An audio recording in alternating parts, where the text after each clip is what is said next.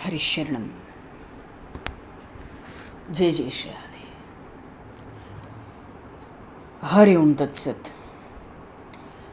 श्रीमते रामचंद्राय नमः। नमः परमहंसाय स्वादत चरण कमल चिन्मकरंदाय भक्तिजन मानस निवासाय श्रीरामचंद्राय नमः।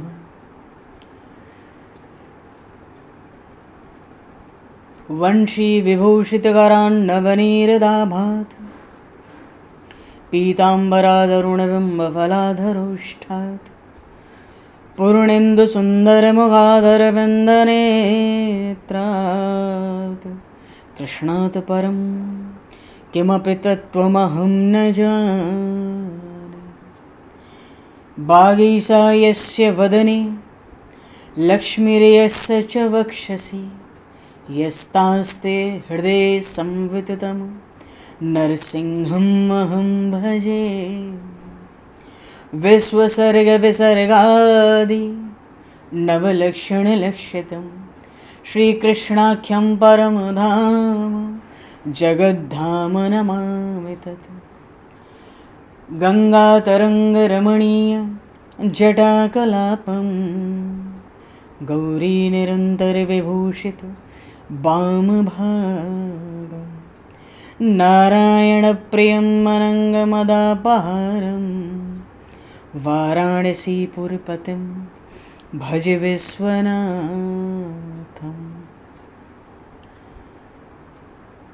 प्रह्लाद नारद पराशर पुण्डरीक व्यास अम्बरीश शुक शौनक भीष्मदालभान रुक्माङ्गद अर्जुन वसिष्ठ विभीषणादीन् एतानहं परं भागवतान् नमाम्यहम्। श्रीसीतानाथसमारम्भां श्रीरामानन्दार्यमध्यमाम् अस्मदाचार्यपर्यन्तां वन्दे गुरुपरम्पराम्। वाञ्छाकल्पतरुभ्यश्च कृपासिन्धुभ्य एव च पतितानां पावनेभ्यो वैष्णवेभ्यो नमो नमः। योगेन्द्राय नमस्तस्मै शुकाय ब्रह्मरूपिणे संसारसर्पदष्टमयो विष्णुरात्ममुच्यत। नारायणं नमस्कृत्य नरं चैव नरोत्तमं देवं सरस्वतं व्यासं ततो जयमुदीरये।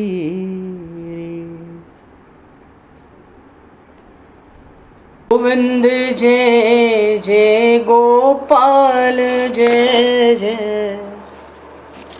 गोविंद जय जय गोपाल जय गोविंद जय जय गोपाल जय जय गोविंद जय जय गोपाल जय श्री राधारमण हरि गोविंद जय जय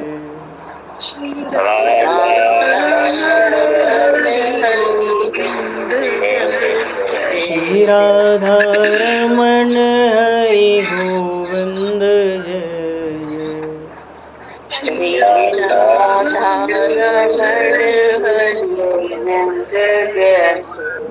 श्री राम जय जय ऋषिकेश जय जय श्री राम जय जय ऋषिकेश श्री राम जय जय ऋषिकेश जय जय श्री राम जय जय ऋषिकेश जय जय सीतारमण रघु रघुनाथ जय जय सीतारमण राम रघुनाथ जय जय सीतारमण राम रघुनाथ जय जय सीसार मन रघुनाथ जय। श्री वृंदावन बिहारी लाल की जय। श्री जमुना महारानी की जय। श्री गिरिराज महाराज की जय। श्री गिरिराज धरणे की जय। समस्त गौवंश की जय। 84 कोस ब्रजमंडल धाम की जय। श्री वेदव्यास जी महाराज की जय। श्री सुखदेव जी महाराज की जय। श्री शुत शौनक आदि ऋषियों की जय। श्री सद्गुरुदेव भगवान की जय। सब संतन की जय, सब भक्तन की जय, समस्त वैष्णवन की जय, समस्त पूर्वाचार्य चरणन की जय, समस्त संप्रदाचार्यन की जय। श्री सद्गुरुदेव भगवान की जय। गंगा मैया की जय, जमुना मैया की जय, सरयू मैया की जय, गौ माता की जय, तुलसी माता की जय, पृथ्वी माता की जय, काशी महारानी की जय। जय जय श्री सीताराम, जय जय श्री राधेश्याम। नमः पार्वती पते हर हर महादेव।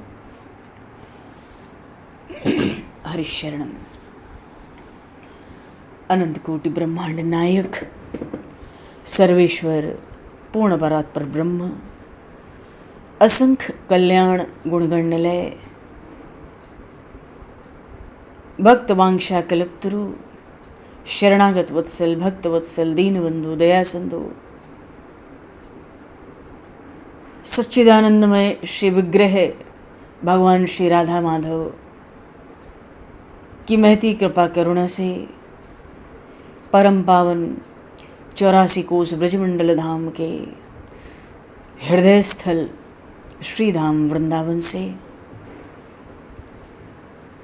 महापुरुषों के परम अनुग्रह से आप सभी श्रद्धालु भक्त वैष्णवों की मंगल एवं पावन सन्निधि में मानव जीवन का सर्वोत्कृष्ट फल भगवत गुणगान, भगवत कथा, भगवत कीर्तन का आनंद हम सभी श्रीमद् भागवत महापुराण की आनंद कथा के माध्यम से प्राप्त करने जा रहे हैं।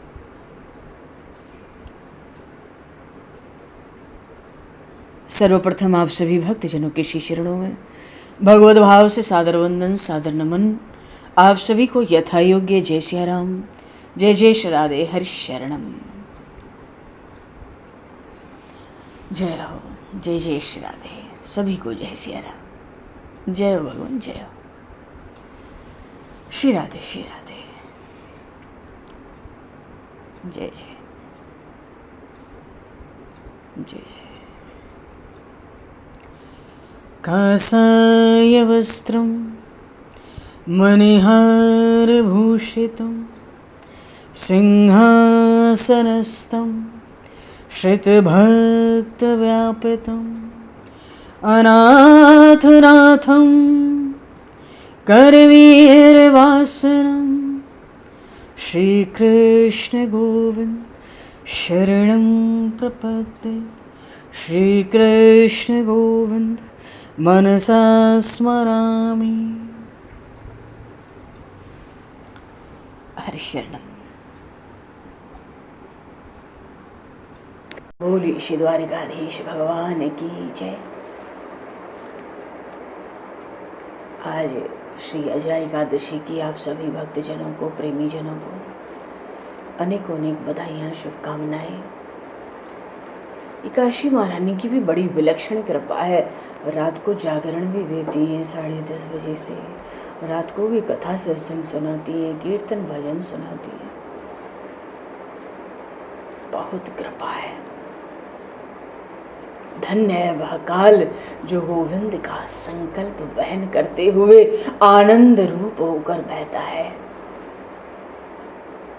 हमारे जीवन का ये काल भगवान के संकल्प में आनंद रूप होकर बह रहा है।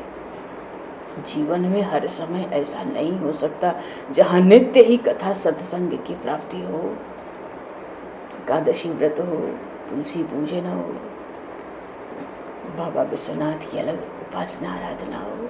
जो भी अवसर प्रभु देते हैं प्रेरणा करके देते हैं, वही अवसर देते हैं, कृपा करके कुछ रस देते हैं। अच्छा जी, अभी तो हमारा प्रसंग द्वारिकाधीश भगवान श्री कृष्ण पर चल रहा है। भगवान द्वारिकाधीश पूर्व प्रसंग में हस्तिनापुर दूत बनकर आए, संधि कराने के लिए पधारे हैं। धृतराष्ट्र सुनता है तो स्वागत की तैयारी करता है, 56 भोग बनवाता है, सोचता है श्री कृष्ण को राजनीति से समझाकर अपने पक्ष में ले लूं, दो भाई झगड़ा करने दो।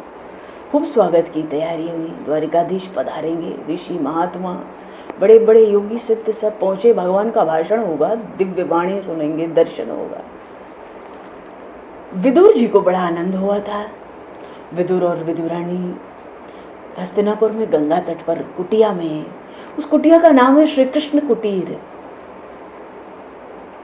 वहां रहते हैं।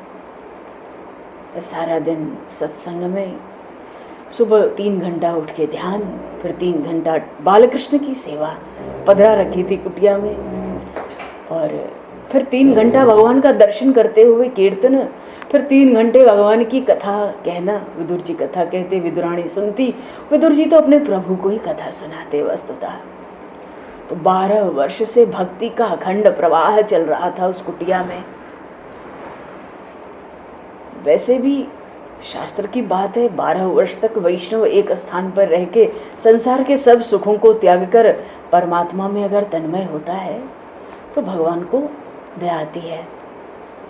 स्वप्न में दर्शन देते हैं भगवान, जब जीव पात्र नहीं होता है, जीव पात्र होता है तो भगवान प्रत्यक्ष दर्शन देते हैं। ये पति पत्नी, ये दंपति 12 वर्षों से इसी कुटी में गंगा तट पर साग भाजी खा करके भगवान का भजन कर रहे, भगवान पधार रहे हैं। बड़े प्रसन्न हुए विदुर विदुरानी जी। ये प्रसंग हो चुका है, बस संक्षेप में इस प्रसंग को आगे बढ़ाना है।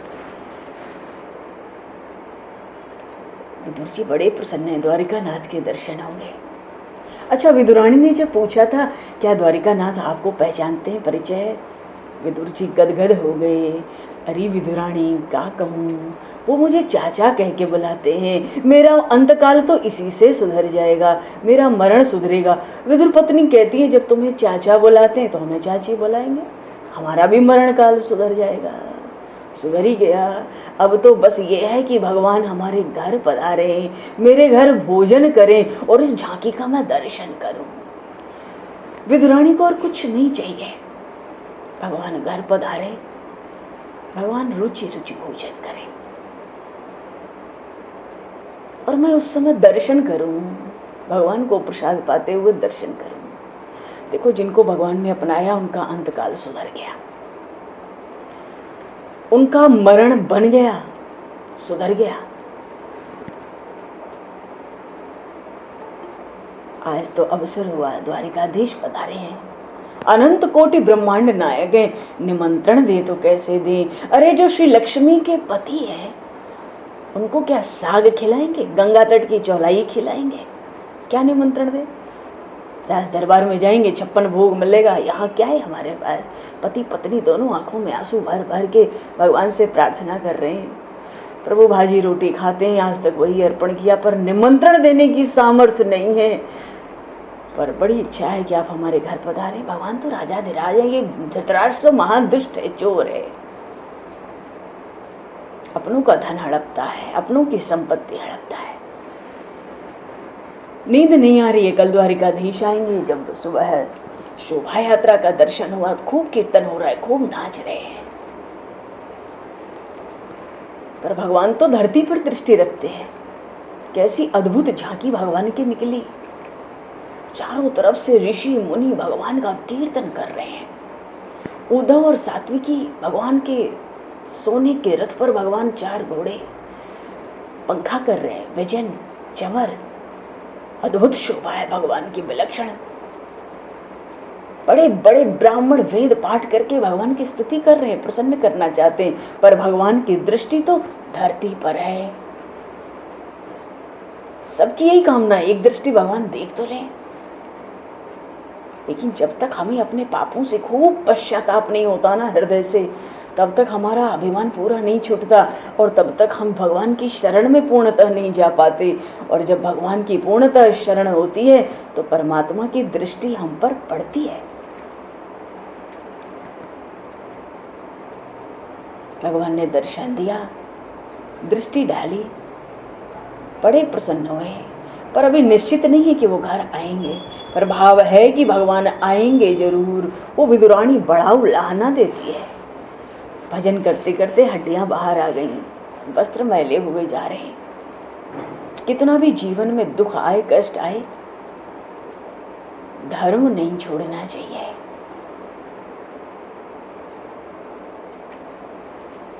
चलो दर्शन करके विदुर विदुरानी तो घर आए और द्वारिका नाथ दरबार में पधारे। बड़ा सम्मान हुआ है, प्रभु ने बड़ा सुंदर भाषण किया है। भगवान सर्वश्रेष्ठ है, भगवान को अभिमान का स्पर्श नहीं हो सकता।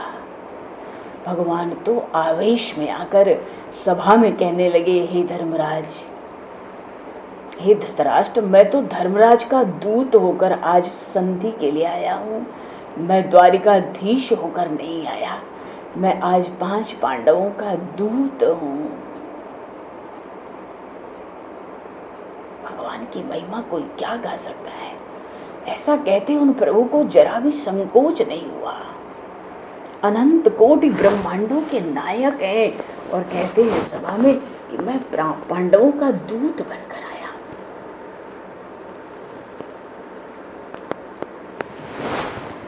ये प्रेम का संबंध है। प्रेम से जीव भगवान को अपने बंधन में बांध लेता है। बंध गई मुझे सजाती न तोड़ी, बंध गई मुझे सजाती न तोड़ी, ऐसी रसमयी है ये प्रेम डोरी, ऐसी रसमयी है ये प्रेम डोरी, भाव शून्यों की दुनिया है कोरी, भाव शून्यों की दुनिया है कोरी, मित्र ऐसी है ये प्रेम डोरी, बंध गई मुझे सजाती न तोरी। भगवान दरबार में कह रहे हैं, जरा भी संकोच नहीं है भगवान को। मैं 5 पांडवों का दूत हूं, 5 पांडवों का। भगवान ने दुर्योधन को बड़ा समझाया, तुम्हारे बड़े अपराध हैं, धर्मराज तुम्हें क्षमा कर देंगे। राजा युधिष्ठिर, तुम 2-3 गांव ही दे दो तो भी वो संतोष मान लेंगे। वे युद्ध नहीं करना चाहते दुर्योधन, पर वो मूर्ख है ना, मानता नहीं है। उन प्रभु, उन द्वारिकाधीश के समक्ष क्रोध कर रहा है, अनुचित बोल रहा है वो दुर्योधन, प्रश्न उत्तर कर रहा है दुर्योधन भगवान से। कहता है, हे द्वारिकाधीश, युधिष्ठिर से कहना भीख मांगने से राज्य नहीं मिलते। पांडवों को शक्ति है तो युद्ध कर ले।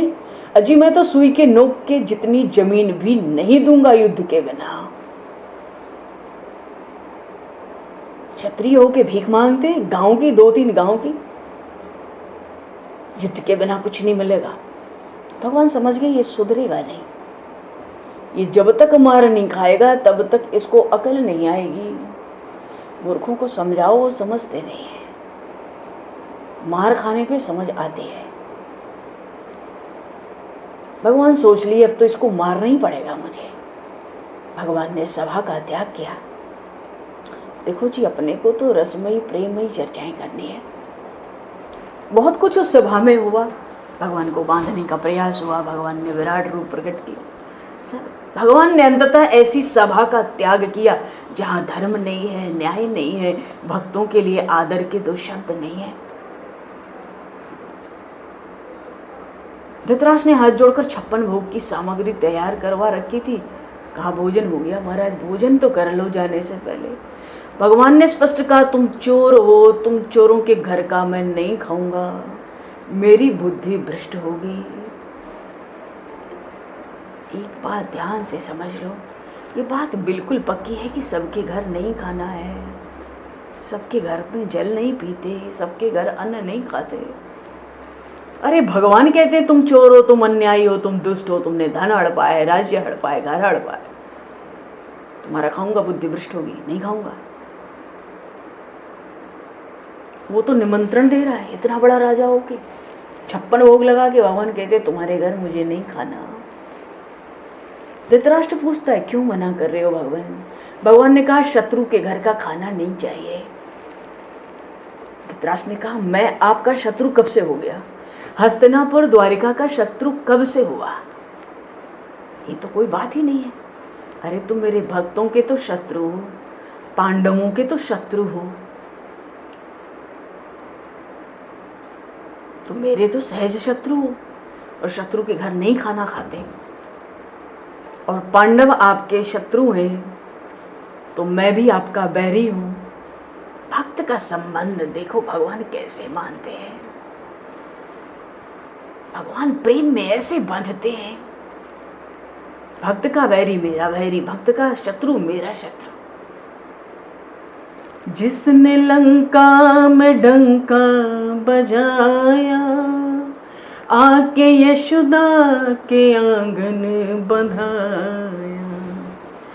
जिसने लंका में डंका बजाया, आके यशोदा के आंगन बंधाया।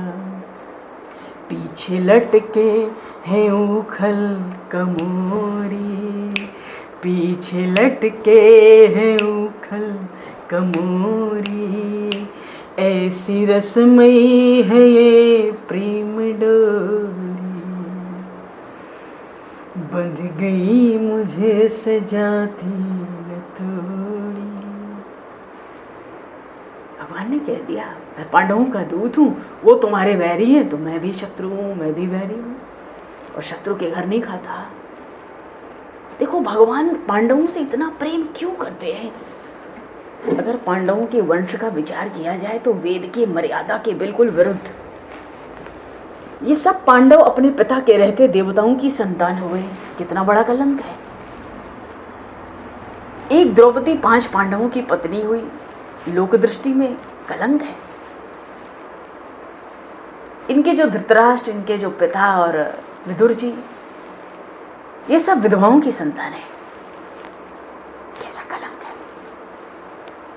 युधिष्ठिर ने राजसभा में महारानी द्रौपदी को हारा, कैसा कलंक है। अर्जुन जी ने एक बार एकांत में प्रभु से कहा था हम में ऐसा क्या है हे केशव जो आप रीझे रहते हो, समझ नहीं आता। जाको श्री हरि दृढ़ कर अंगी करो, सोई सुशील पुनीत वेद विद विद्या गुणन भर्यो। अरे वो कोई भी हो जिसको भगवान ने अपना लिया, बस समस्त गुणों का भंडार हो जाता है। पांडव अत्यंत दुख में हैं, पर पांडवों ने धर्म नहीं छोड़ा, वन वन भटकते रहे, अपने धर्म की मर्यादा, अपने संस्कार नहीं छोड़े। अत्यंत दुख पांडवों ने भोगे पर पाप नहीं किया, अत्यंत दुख पांडवों ने उठाए पर परमात्मा को कभी नहीं भूले। भगवान, इसलिए प्रभु को पांडव प्राण से अधिक प्यारे, इसलिए तो बिना निमंत्रण के विदुर के घर जाना चाहते हैं भीतर से। अच्छा, धृतराष्ट्र का तो निमंत्रण स्वीकार नहीं किया, तो और जो दूसरे बड़े बड़े राजा आए थे ना भगवान के दर्शन, उनकी वाणी सुनने, उनको आशा लग गई चलो हमारा जीवन सफल हो गया, हम भगवान श्री कृष्ण की सेवा करेंगे। राजा लोग हाथ जोड़ते हैं, निमंत्रण देते हैं, प्रभु पधारो, प्रभु सब कुछ तैयार है, आज हमें सेवा का लाभ दो। भगवान ने सब राजाओं को भी मना कर दिया। अच्छा, राजाओं को ना हो गई तो सभा में बड़े बड़े ऋषि आए थे ना, धर्मात्मा, पुण्यात्मा, महात्मा, भगवान के दर्शन के लिए। वो सोचे भाई धृतराष्ट्र का निमंत्रण गया, राजाओं का भी गया, चलो हम ही अपना रूखा सूखा खिलाएंगे, अब हमारा अवसर लग गया, अब हम निमंत्रण लें, हम तो 4 वेद पढ़े हुए, प्रभु हमारे घर पधारेंगे। ऋषियों ने प्रभु को निमंत्रण दिया, सभी ऋषियों ने हाथ जोड़कर कहा, भगवान की वंदना की, अरे अधिक पढ़े हैं तो क्या, पुस्तक पढ़ने से क्या होता है? प्रभु के प्रति इनके हृदय में भाव थोड़े ही है। भगवान के प्रति इनके हृदय में भक्तों प्रेमियों जैसा भाव थोड़ी है। अजिज्ञान का फल है भगवान में प्रेम। सच्चा ज्ञानी भगवान के साथ प्रेम करता है, क्योंकि ज्ञानी होकर अगर कोई ज्ञान से प्रेम करे, ये भगवान को पसंद नहीं। ये ऋषि भी भाव शून्य है,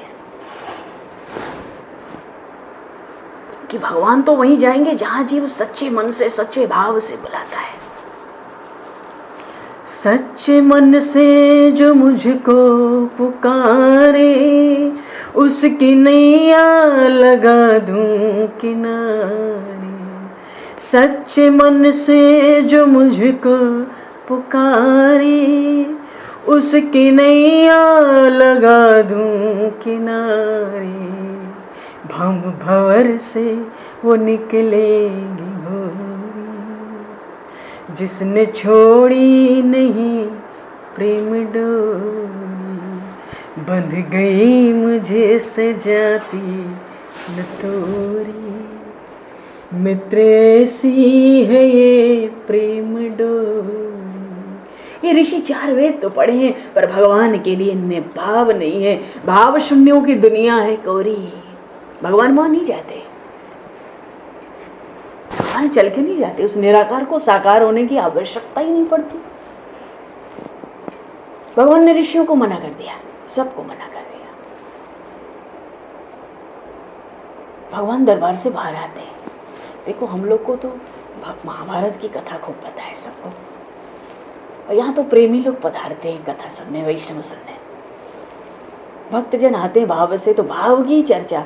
मेरे भीतर में भगवान की यही प्रेरणा रहती है कि भाव की चर्चा हो अधिक से अधिक। पर जब प्रसंग आवे तब तो भाव की चर्चा हो, क्योंकि प्रेम की प्राप्ति के लिए हम भागवत कह सुन रहे हैं। दूसरा कोई उद्देश्य नहीं है। प्रभु यही कृपा करें कि प्रभु का प्रेम हम सबको प्राप्त हो। तब द्रोणाचार्य जी पूछे, भगवान दरबार से बाहर आ गए। अब द्रोणाचार्य पूछते हैं, सबको ना कह रहे हैं आप, तो फिर कहाँ जाएंगे?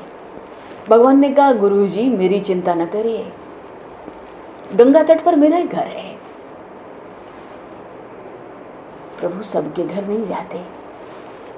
पता है प्रभु कहाँ जाते हैं, किस घर में? जिस घर के स्वामी प्रभु स्वयं होते ना, प्रभु उसी घर में जाते। और देखो ना, विदुर विदुरानी की तो भावना थी ना कि ये जो कुटिया है हमारी, ये द्वारिकानाथ की है, तभी तो उसका नाम रखा था श्री कृष्ण कुटीर। श्री कृष्ण कुटीर। तो जिस घर के स्वामी भगवान है उसी घर तो जाएंगे। क्यों? निमंत्रण तो मिला नहीं है वहां से, और बिना निमंत्रण के कहीं जा तो नहीं सकते। जिनका निमंत्रण मिला सबको भगवान ने ठुकरा दिया निमंत्रण। अब बिना निमंत्रण के तो अपने ही घर जा सकते। तो अब ऐसे घर जाएंगे जिस घर के वो खुद स्वामी है। विदुर विदुरानी सोचते हैं जो कुछ दिया है सब कुछ द्वारिकानाथ का है, प्रभु कृपा से सब कुछ मिला है। द्रोणाचार्य जी को भी आश्चर्य हुआ। हम 4 वेद पढ़े हैं, हमारे सामने भी ये देखना नहीं चाहते, देख भी नहीं रहे, और विदुर तो निमंत्रण भी देने नहीं आया इनको, फिर भी वहां जाना चाहते। प्रभु ने आज्ञा दी, रथ चल पड़ा। बोलिए श्री द्वारिकाधीश भगवान की जय। देखो भगवान ने विदुर जी का नाम नहीं लिया, कह दिया गंगा तट पे हमारा घर है, हम वहां जाएंगे। वाह, जय हो प्रभु। अब यहां तो विदुर और विदुरानी इंतजार कर ही रहे। 12 वर्षों तक भक्ति की है दंपति ने, 12 वर्षों तक भक्ति की है। दारुक सारथी को भगवान ने आज्ञा दी, रथ चल पड़ा, और विदुर जी के आंगन में रथ आ पहुंचा। विदुरानी का तो देखो एक ही भाव था कि हे नाथ, कभी आप हमारे घर पधारो, आपको मैं भोजन कराऊं और उस झांकी का दर्शन करूं। 12 साल में कुछ नहीं चाहिए उस विदुरानी को। उसके मन में तो एक ही बात है जो खुल के कहती है बालकृष्ण की सेवा में रोज, कि आप घर पधारो, आप भोजन करो, और भोजन करते हुए मैं आपका दर्शन करूं। मेरी कुटिया के भाग आज खुल जाएंगे, श्याम आएंगे, श्याम आएंगे, आएंगे श्याम आएंगे,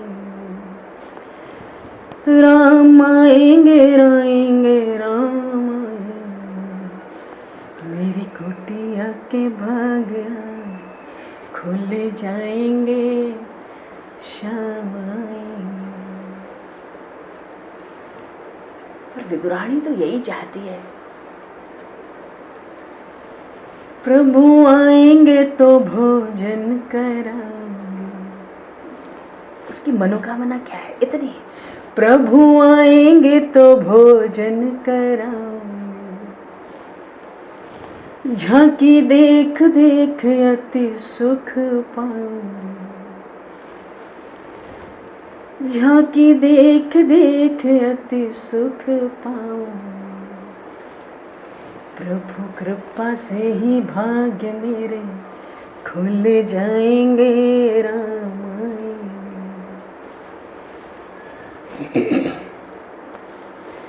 मेरे जन्मों के सारे दुख कट जाएंगे, श्याम आएंगे।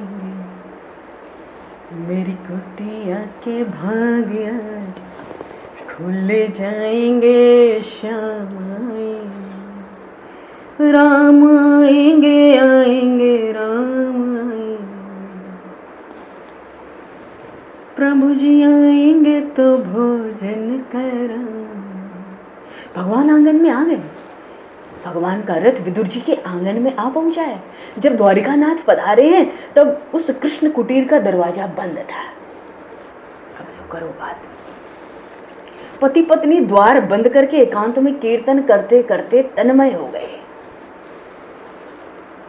और आज तक एक ही मनोकामना रही विदुरानी की, प्रभु आएंगे तो भोजन कराऊंगी, और भोजन करते समय उस झांकी को देख देख के गदगद हो जाऊंगी, हर्ष जाऊंगी। क्या पूछना, और कुछ नहीं चाहिए। एक बार चाची कह के बुला देंगे, मरण सुधर गया, बात बन गई, अंतकाल बन गया।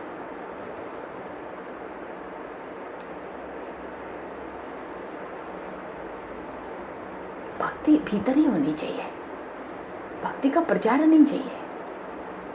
भक्ति का प्रचार होता है तो उसकी प्रगति रुक जाती है, वो गुप्त रखने लायक है। भक्ति तो भगवान में तन्मय होने का नाम है।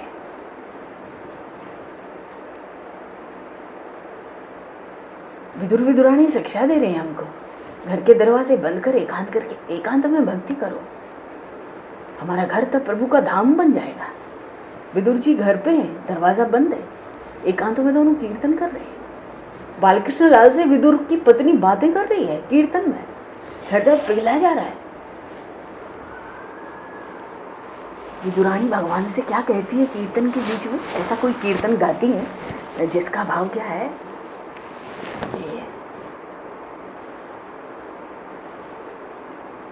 कहती है, मैंने कथा में सुना था, बालकृष्ण से कह रही है विदुरानी जी, भगवान बाहर है पता नहीं है, मैंने कथा में एक बार सुना था कि गोकुल की गोपियां कहती हैं कि ये कन्हैया कपटी है। मैं ऐसा कहती नहीं हूँ, मैं तो गोपियों के चरणों की वंदना करती हूँ। गोपियां प्रेम की मूर्ति है। मैं तो सोचती हूँ गोपियां जो कह रही हैं वो कहाँ, झूठ भी कहाँ है। आप ऐसे ही तो हैं। मुझे बहुत आशा थी कि आज हस्तिनापुर आप आए हैं तो मेरी कुटिया में अवश्य पधारेंगे। मैं आशा रखकर भक्ति कर रही थी, पर आज मेरी आशा निराशा में बदल गई। जो आपके पीछे पीछे घूमता है ना, उसको आप रुलाते हो, यह आपकी अच्छी आदत नहीं है। अरे वैष्णवों को ऐसे रुलाओगे तो आपकी भक्ति कौन करेगा? भक्तों के कारण ही हे प्रभु आपकी शोभा है, ये क्यों भूल जाते हो? भक्त ही तो आपका नाम गुणगान करके प्रचार करते, नहीं तो आपको कौन पूछता, कौन जानता।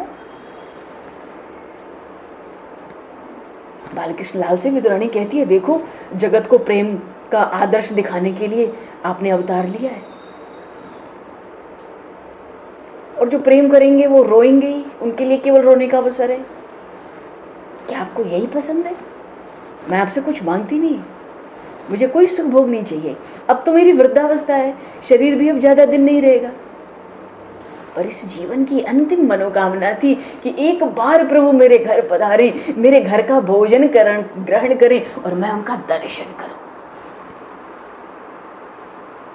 यही मनोकामना है, एक बार मेरे घर पधारते, एक बार हमारे घर का भोजन ग्रहण करते और मैं आपका दर्शन करती। प्रभु को रुचि रुचि भोग पावाऊंगी, झांकी देख देख अति सुख पाऊंगी। प्रभु कृपा से भाग मेरे जग जाएंगे, श्याम आएंगे, श्याम आएंगे, आएंगे राम आएंगे, राम आएंगे, आएंगे श्याम आएंगे। मेरी कुटिया के भाग आज खुले जाएंगे, श्याम आएंगे। वो विदुरानी बड़े प्रेम से उलाहना दे रही है। बालकृष्ण का जो स्वरूप पधराया है ना कुटिया में, वो होठों से हंसते हैं। प्रभु ने विचार किया ये उलाहना तो दे रही है और मैं तो इसके आंगन में खड़ा हूँ। देखो भक्तजन जब प्रेम से कीर्तन करते हैं तो परमात्मा दौड़ के आते हैं और खड़े रह के कीर्तन सुनते हैं। आज भगवान विदुर जी के आंगन में खड़े होकर कीर्तन सुन रहे हैं क्योंकि दरवाजा बंद है और हमें कीर्तन भजन करना हो तो 50-100 आदमी बुला लेंगे। पता चलना चाहिए हमारे यहाँ जागरण है, भजन संध्या है, हमें इतना भाव है, हमें इतनी भक्ति है, हमें इतना प्रेम है। कहने का अर्थ ये नहीं है कि भजन संध्या जागरण ना हो, पर फिर भी एकांत का सुख बड़ा विलक्षण होता है। भगवान खड़े होकर कीर्तन सुन रहे हैं, कीर्तन कर करके भगवान को मना रही है विदुरानी, शरीर का ध्यान नहीं है, भगवान कीर्तन सुन रहे हैं। भगवान सोचते हैं लोगों का कीर्तन कब पूरा होगा, कुछ भी समझ नहीं आता। आज प्रभु को भूख लगी है।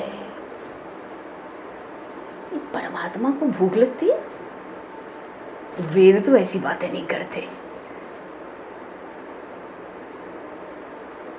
ध्यान दो, उपनिषद कहते हैं परमात्मा आनंदमय है, उसको भूख नहीं लगती है, प्यास नहीं लगती है, वो खाते नहीं है, पीते नहीं है, वे सभी को खिलाते हैं, सभी का पोषण करते हैं क्योंकि वो विश्वंभर हैं।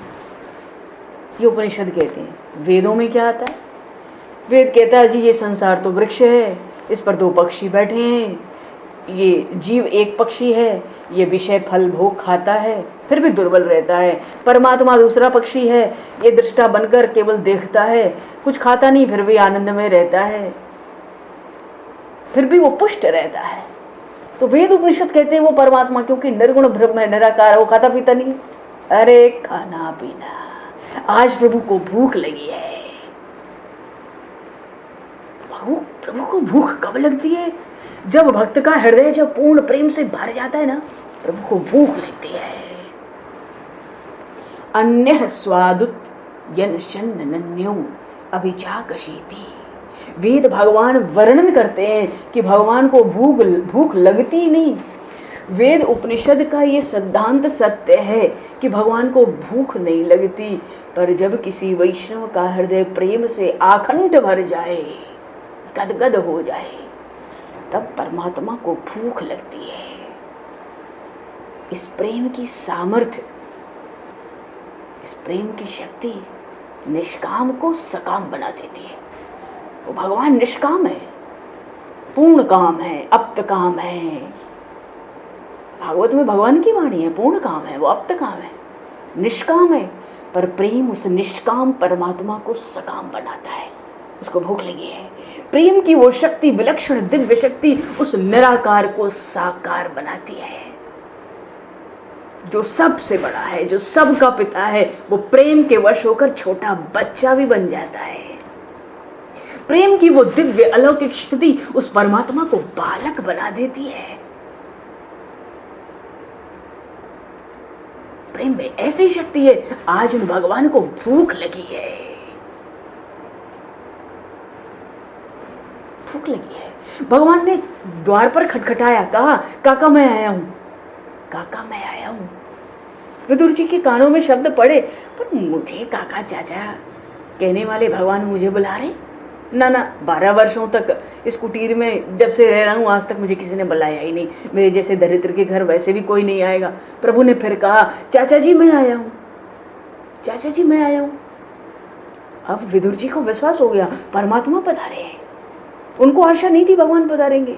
अतिशय आनंद हुआ। पति पत्नी दोनों दौड़ते हुए आंगन की ओर पहुंचे और जब द्वार खुलता है, बोलिए श्री द्वारिकाधीश भगवान की जय। तब तो शंख चक्र गदा पद्म। भगवान जब वृंदावन से चले ना, 9 वर्ष की अवस्था के बाद चतुर्भुज होकर रहे। भगवान श्री कृष्ण 2 हाथ के केवल ब्रज में रहे।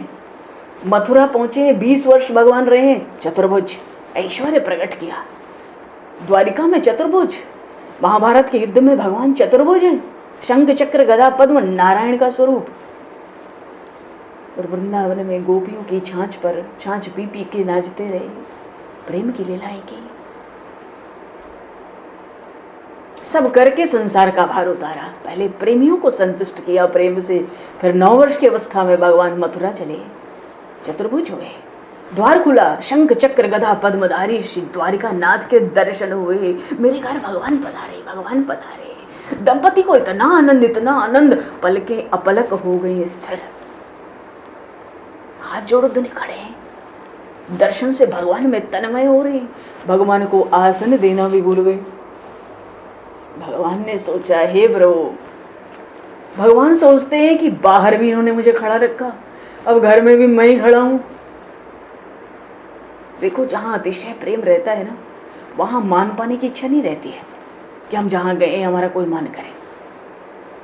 प्रभु सोचते हैं कि बाहर भी खड़ा था, भीतर भी खड़ा हूं, इनको होश नहीं है, घर तो मेरा ही है, मुझे कौन अलग से आके मान देगा। प्रभु ने स्वयं आसन ग्रहण किया। बोलिए श्री द्वारिकाधीश भगवान की जय। भगवान ने आसन उठाया, ग्रहण कर लिया। ये तो आसन भी नहीं दे पाएंगे।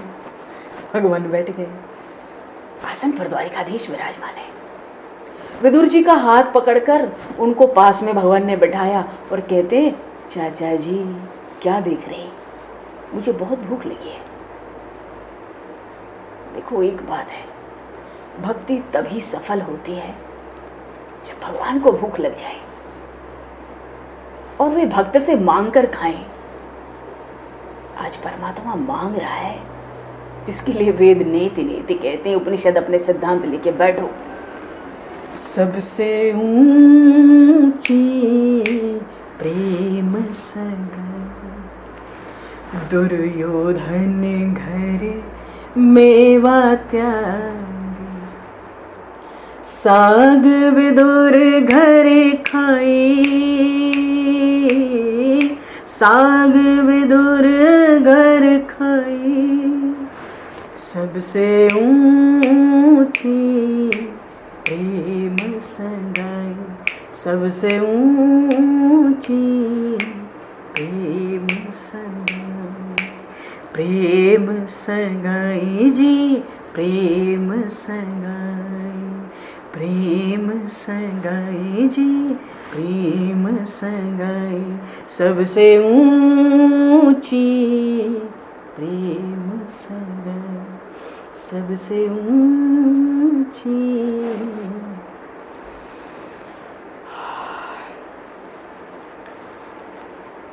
तो भगवान कहते हैं मुझे भूख लगी है।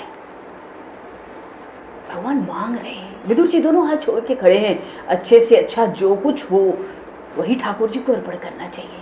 खराब से खराब जो है वो मेरे लिए है, अच्छे से अच्छा जो है वो प्रभु के लिए है। ये विचार ही भक्ति है। अच्छा मेरे लिए हो, ये आसक्ति है भोजन के। पर विदुर जी सोचते हैं, ये भाजी मैं प्रभु को कैसे दूं?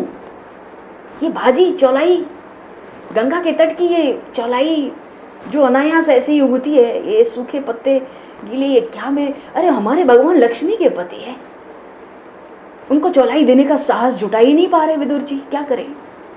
धैर्य से हाथ जोड़कर खड़े हैं। आप वहाँ 56 भोग का भोजन करके तो आए होंगे। भगवान से विदुर जी ने कहा, आप वहाँ 56 भोग का भोजन तो करके आए होंगे। भगवान ने आश्चर्य से थोड़ा सा हंसकर कहा, चाचा जी मैंने तो वहाँ पानी भी नहीं पिया, उनके तो घर में ही झगड़ा है। घर वालों का हिस्सा हड़प लिया, देना नहीं चाहते, दुष्ट हैं सब, चोर हैं। उनकी अन्न कौन खाने को कहे? मैं तो वहाँ पानी भी नहीं पिया, मैं पानी नहीं पी सकता। भले पांडव खाना खाएं, पर उनके शत्रुओं के यहाँ, अपने भक्तों से वैर मांगने वालों के यहाँ मैं अन्न जल ग्रहण नहीं कर सकता, नहीं करता हूँ। पर क्या करें, मुझे भूख लगी है। पर पति पत्नी तो भाजी देने की हिम्मत ही नहीं कर रही। आंखों में प्रेम के अश्रु बह रहे हैं। भगवान ने देखा ये कुछ नहीं देंगे, चूल्हे पर पतीली रखी हुई है। भगवान ने सोचा मैं ही तो घर का स्वामी हूँ, स्वामी को कोई कैसे देगा, इसलिए इन लोगों को देने में संकोच हो रहा होगा। तो भगवान ने खुद जाकर वो पतीली उतार ली चौके से, चूल्हे के ऊपर से, और भगवान ऐसे भाजी पाने लगे वो साग चौलाई का, मानो बहुत दिनों के भूखे ऐसे भूखे भगवान ऐसे खाने लगे। देखो भगवान तो आनंदमय है, उन्हें किसी वस्तु की भूख नहीं है, परमात्मा को प्रेम की भूख है। प्रेम रस अत्यंत मधुर रस है। ऐसी प्रीत पड़ी वृंदावन, गोपिन नाचे नचाई, गोपिन नाचे नचाई, सबसे ऊंची। कहा तो विनय में गोस्वामी जी ने एक जगह कहा, ऐसे हरिकरत दास पर प्रीत।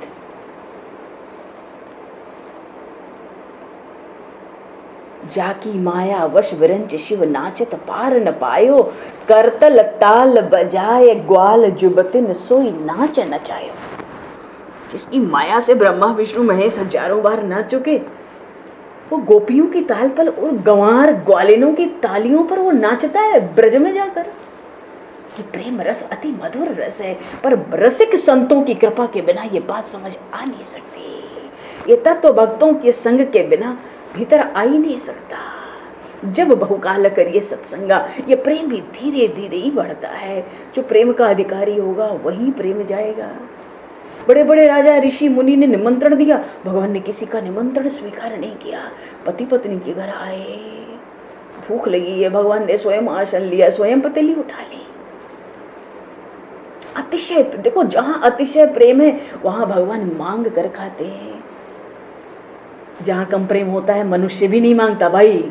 कम प्रेम हो तो कोई देता भी है तो लेने तक की देखने की भी इच्छा नहीं होती है। अरे भाई तू रख, चल। भगवान के साथ प्रेम करना है, पाप छोड़कर भक्ति, पवित्र जीवन व्यतीत होना चाहिए। प्रभु की भी हमारे घर खाने की इच्छा हो जाएगी। भगवान तो सर्वव्यापक है ना, माया के आवरण से ढके हुए। जब हम जीव भगवान के साथ अतिशय प्रेम करते हैं तब माया का आवरण फाड़कर भगवान प्रकट होते हैं। आज भगवान को भूख लगी है, प्रभु मांग कर खा रहे हैं। गोपियों का प्रेम ऐसा था, प्रभु गोपियों के घर माखन खाने आते थे। यशोदा मैया तो लाला को समझाती है, देख लाला तू माखन की चोरी मत किया कर लाला, ये अच्छा मानेगा, ये बात ठीक नहीं है। घर में बहुत माखन रखे हुए, मैं तो ये दूंगी, तेरे सखाओं को भी माखन दूंगी, तू गोपियों के यहाँ माखन क्यों चुरा के खावे। बेटा आज से प्रचार है जाए, यह यशोदानंद को बालक चोरी करे माखन की, तू बड़े है जाएगो, कौन तुमको अपनी बेटी देगो ब्याह को है? तेरा ब्याह कैसे होगा? माखन मत चुराया कर। 9 लाख गैया है तेरे बाबा के घर में, तू गोपियों की माखन चुरावे है। मैया बालकृष्ण लाल को गोद में लेकर समझाए गई, लाला तू लोगों के घर माखन क्यों चुरावे लाला, तेरो ब्याह नहीं होगे लाला, ये गोपियां तेरो ब्याह नहीं होने देंगी, तू घर को माखन खाया करो। मैया से कन्हैया लाल कहते, मैया मोए घर को माखन भावे ना है, अच्छो ना लगे, गोपियों के माखन में मिठास है, मिठास। अरे गोपियों के माखन में मिठास काहे बात की? गोपियों के प्रेम की मिठास है। मैया मिठास किसी चीज में ना होवे, अच्छो लाला तो मिठास कहाँ होवे? मैया मिठास तो प्रेम में होवे। मेरी ही में गई समय, हो समाए भगतन की भाव भरी भगती। और ऐसे प्रेम के बंधन को भगवान तोड़ नहीं पाते।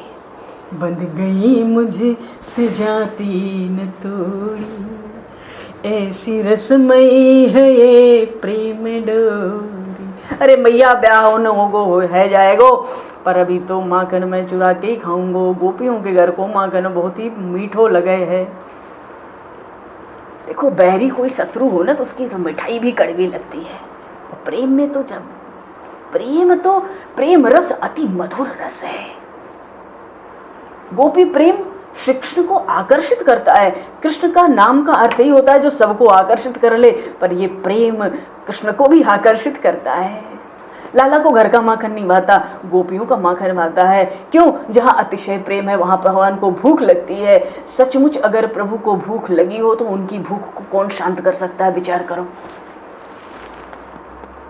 परमात्मा के भूख को शांत करने की किसी शांत करने की शक्ति किसी देव में नहीं है। अरे वो भगवान निष्काम है। उपनिषद और वेदों का जो सिद्धांत अभी हमने सुना वो सत्य है, पर प्रेम योग और ज्ञान से बढ़कर है। विदुर जी के घर द्वारिकानाथ मांग कर खाते हैं। आज भाजी की प्रशंसा कर रहे हैं। विदुर पत्नी विदुरानी की तो मनोकामना ही पूर्ण हो गई। मेरी कुटिया के भाग्य आज खुल जाएंगे, श्याम आएंगे। आ गए प्रभु आएंगे तो भोजन पवाऊंगी। अरे तू कहाँ पवा रही है? ठाकुर जी खुद लेके पा रहे हैं, तुम तो देते नहीं हो। ये सोच के कि लक्ष्मी पति है, इनको क्या दें। कहाँ तो 56 भोग छोड़ कर आए और कहाँ ये पतीली का साग खुद लेकर आए। भगवान हिम्मत नहीं हुई उन लक्ष्मीपति को क्या भोजन कराओ।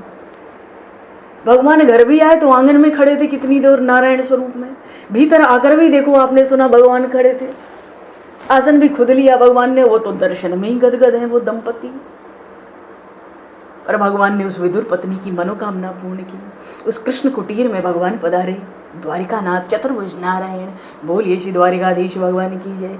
भगवान पतीली उठा के खुद आसन लेके, घर का स्वामी तो मैं हूँ। भगवान आते भी उसी घर में जिस घर के स्वामी भगवान होते हैं। हम अपना घर मानेंगे, भगवान कभी नहीं आएंगे कितना भी भजन हम कर लें। वो मानते हैं सब कुछ भगवान का है। घर का नाम ही कृष्ण कुटीर है। भगवान खुद आए, खुद आसन लिया, खुद भोजन उठा लिया। घर के स्वामी को कौन भोजन दे मान दे, खुद करना पड़ता है उसको। तो मैं कोई बाहर का तो नहीं हूँ, मेरा ही घर है। द्वारिकानाथ भोजन कर रहे हैं और विदुरानी दर्शन कर रही है। प्रभु से उनको कुछ मांगना नहीं है, पर आज विदुर पत्नी विदुरानी की मनोकामना पूर्ण हुई। बोलिए श्री द्वारिकाधीश भगवान की जय। एक बात है, जिसकी इच्छा शुद्ध होगी ना उसकी क्रिया भी शुद्ध होती है। अगर इच्छा में विकार होगा तो क्रिया भी अशुद्ध हो जाएगी हमारी। और यदि हमारे पास कोई शुद्ध इच्छा है, कामना है, तो भगवान जरूर परिपूर्ण कर देते हैं। जिसको जो चाहिए अगर शुद्धता से, कोई संकल्प दो बातों पर निर्भर करता है। एक तो ये कि वो संकल्प कितना शुद्ध है, दूसरा वो संकल्प कितना तीव्र है। दोनों बात चाहिए, तीव्रता भी चाहिए और शुद्धता भी चाहिए। भगवान संकल्प को परिपूर्ण करते हैं। बोलिए श्री भक्त वत्सल भगवान की जय। देखो जी, आज एकादशी है। अब जागरण में कथा होगी, जो होगा अभी तो समय ही नहीं मिला। किसी तरह प्रसंग को समय देख देख कर पूरा किया, नहीं तो ये प्रसंग लगता था पूरा नहीं होगा अभी भी। पर आज बहुत बढ़िया दिन, एकादशी का प्रसंग पूरा हो गया, आनंद हो गया, बढ़िया हो गया। अब आगे ये जो तृतीय स्कंद की कथा है बड़ी मधुर, पूरी भागवत अतिशय मधुर है। उस मधुर में जो मधुरतम है, हमें उस मधुरतम का ही आनंद लेना है। बस जागरण में मिलेंगे, फिर कथा होगी, जो होना होगा सब कीर्तन भजन सत्संग होगा। अब तो 2 मिनट नाम संकीर्तन बोल के वाणी को विराम देंगे, समय को दृष्टिगत करते हुए। रघुनंदन रघुनंदन रघुराज रघुवर राघव राजा राम हरे।